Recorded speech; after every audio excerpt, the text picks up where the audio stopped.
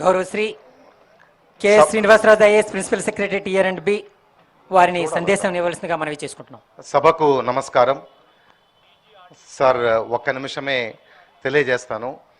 మహాలక్ష్మి పథకము డిసెంబర్ 9వ తారీఖు మీరు ప్రకటించిన 40 గంటల్లోనే మొత్తం ఆర్టీసీ సంస్థ రాష్ట్రమంతా కూడా సన్నద్ధమై అన్ని చోట్ల కూడా మనము మధ్యాహ్నం సమయంలో ప్రారంభించుకోగలిగాము.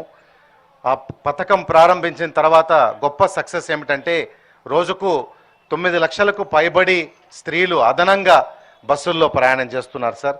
ఈ పథకం వల్ల మనము ఎంత విజయం సాధించామన్న దానికి ఇది ఒక మచ్చు తునక సార్.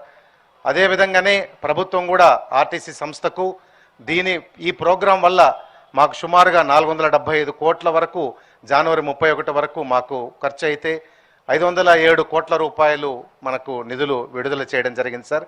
కానీ అన్నిటికన్నా ముఖ్యమైన విషయము ఇన్ని లక్షల మంది రోజుకు 55 లక్షల మంది ప్రయాణం చేస్తున్నప్పటికీ కూడా ఎక్కడ ఇంతవరకు మహాలక్ష్మి పథకం వల్ల అదనపు పని భారం పడినా కూడా డ్రైవర్లు కండక్టర్లు నిర్విరామంగా కృషి చేస్తూ ఎక్కడ కూడా ఒక్క యాక్సిడెంట్ కానీ ఇతరత్ర ఇన్సిడెంట్స్ కానీ ఏవి కూడా మనకు మచ్చ తీసుకొని వచ్చేటువంటి పనులు ఏవి కూడా జరగలేదు సార్. భగవంతుని కృతజ్ఞతలు.